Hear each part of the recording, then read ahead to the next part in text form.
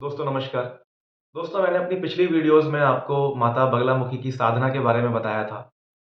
कैसे आप घर पे रहकर बिना गुरु बनाए भी आप माता बगलामुखी की साधना कर सकते हैं और आपकी लाइफ़ में कोई प्रॉब्लम है, तो उसका समाधान आप माता बगलामुखी की साधना करके प्राप्त कर सकते हैं। बहुत डिटेल्ड वीडियो था, एक-एक बारीक स्टेप्स मैंने उसमें बताए थे। अगर आपने अभी तक उस वीडियो को नहीं देखा है, तो उसका लिंक मैं डिस्क्रिप्शन में शेयर करूँगा। आप ज़रूर उस वीडियो को देखिएगा। आज मैं आपको बताऊँगा माता बगलामुखी का ज्योतिष के साथ क्या संबंध है। दोस्तों, ज्योतिष में 9 ग्रह माने जाते हैं। आप जानते ही हैं कि सूर्य, चंद्रमा, मंगल, बुध, बृहस्पति, शुक्र, शनि, राहु, केतु इन 9 ग्रहों की हम स्टडी करते हैं ज्योतिष के अंदर।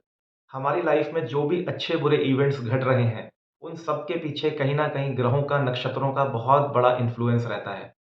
हम पास्ट लाइफ में जो जिस तरह के हमारे कर्म होते हैं, हम जो कर्म करके आते हैं, उन कर्मों के आधार पे हमारी जब हम पैदा होते हैं, नया जन्म लेते हैं, तो हमारी जन्म कुंडली के रूप में ये ग्रह अपने-अपने भावों पर हमारे कर्मानुसार बैठ जाते हैं और उसी अनुसार हमारे को हमारी इस लाइफ में हमें रिज़ल्ट मिलता है।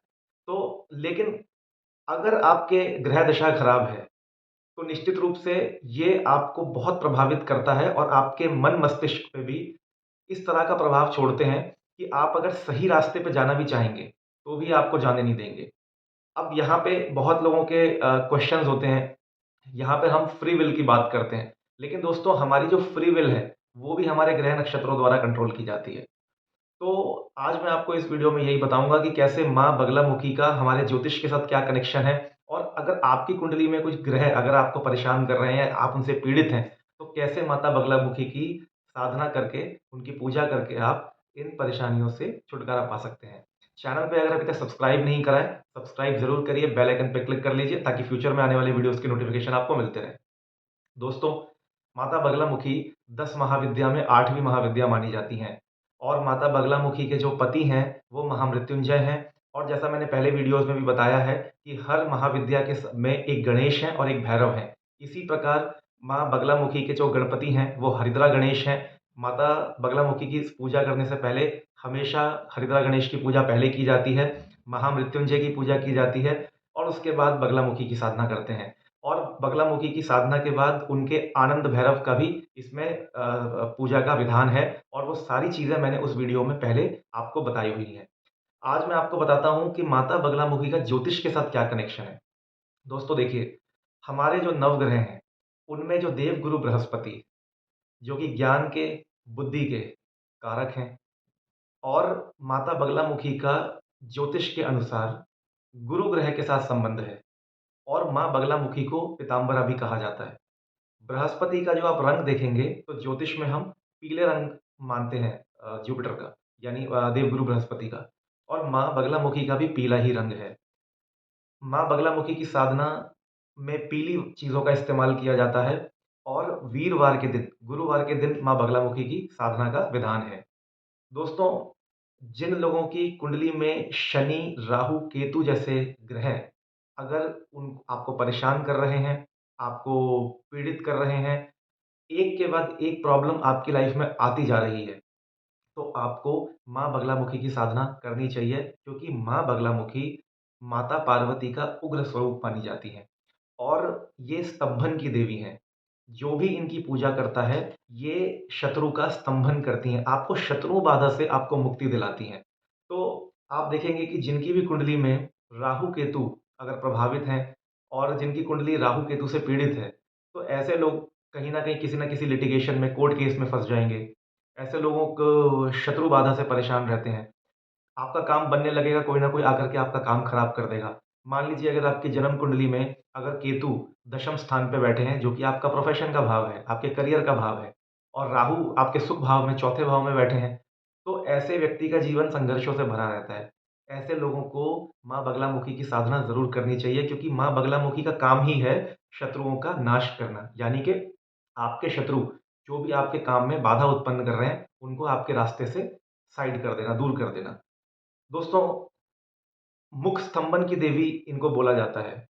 तो ये आपके जो भी व्यक्ति आपको अपनी ज़ुबान के माध्यम से अगर तकलीफ़ पहुँचा रहा है या आपका काम बिगाड़ने की कोशिश कर रहा है, तो तो उसका मुख स्तंभन, उसकी जीवा को स्तंभन कर देती हैं, वहीं के वहीं रोक देती हैं। आप देखेंगे अगर किसी की जन्म कुंडली में बुध अगर कमज़ोर स्थिति में बैठे हैं या बुध के ऊपर किसी अशुभ ग्रह की दृष्टि पड़ रही है, तो ऐसे लोगों की जो वाणी है, वो खराब हो जाती है। इनका अपनी वाणी पे कोई कंट्रोल नहीं रहता है, ये मुँह से कुछ भी अनाप-शनाप बकते हैं और ऐसे लोगों का जो वाणी से वो अपना प्रभाव भी नहीं छोड़ पाते। तो ऐसे लोगों को माँ बगलामुखी की साधना ज़रूर करनी चाहिए। बगलामुखी की साधना से आपको जो आपकी ज़ुबान से जो आप गलत बोलते हैं, गंदा बोलते हैं, आपकी ज़ुबान पे कंट्रोल नहीं रहता है, उन सब चीज़ों में आपको बहुत आप देखेंगे कि आपको फ़ायदा होगा। इसके बाद अगर किसी को मंगल परेशान कर रहा है, आप देखेंगे कि अगर आपकी कुंडली में मंगल अगर अष्टम में बैठे हैं या अगर मंगल अगर राहु से अगर पीड़ित हैं, राहु के साथ या शनि के साथ अगर बैठे हुए हैं, तो ऐसे में मंगल जो है वो कमज़ोर हो जाते हैं या मंगल अगर कर्क राशि में बैठे हुए हैं, तो मंगल का प्रभाव कम हो जाता है। तो उस परिस्थिति में भी ऐसे जातक के जीवन में एक के बाद एक के बाद एक चुनौतियाँ आती रहती हैं और उनको परेशानियों का सामना करना पड़ता है। तो ऐसी स्थिति में भी अगर माँ बगलामुखी की साधना की जाए, क्योंकि वो तो देवी ही हैं, आपके संघर्षों को खत्म करने का उनका काम है। माँ बगलामुखी की साधना ही इसलिए की जाती है कि आपके जीवन में जो चुनौतियाँ, जो परेशानियाँ आ रही हैं, उनको कम किया जाए, उनको खत्म किया जाए। तो ऐसे लोगों को भी माँ बगलामुखी की शरण में ज़रूर जाना चाहिए। अब जितनी भी कन्याएँ हैं, लड़कियाँ हैं और शादी की उम्र हो रही है, लेकिन उनकी शादी नहीं हो पा रही है या रिश्ते आपको अच्छा मैच नहीं मिल रहा है या रिश्ते होकर के टूट रहे हैं या मैरिड लाइफ़ में कोई प्रॉब्लम आ रही है। आप देखेंगे कि लड़कियों के जो विवाह का जो कारक है, वो देवगुरु बृहस्पति माने जाते हैं और माता बगलामुखी का जो कनेक्शन है, जो संबंध है, वो देवगुरु बृहस्पति के साथ है। अगर आप वीरवार के दिन अगर आप माता बगलामुखी की साधना करते हैं, बगलामुखी के मंदिर जाते हैं, उनके मंत्रों का जाप करते हैं, उनके रक्षा कवच का पाठ करते हैं, तो इससे देवगुरु बृहस्पति की जो स्थिति है, वो बेहतर होती है, बृहस्पति को बल मिलता है और ऐसे लोगों जिनकी शादी नहीं हो रही है, तो उनको शादी के लिए भी उनको उनके योग जो हैं, वो बनने शुरू हो जाते हैं। तो आपने देखा कि एक साधना करने से आपको कितने सारे लाभ मिलते हैं।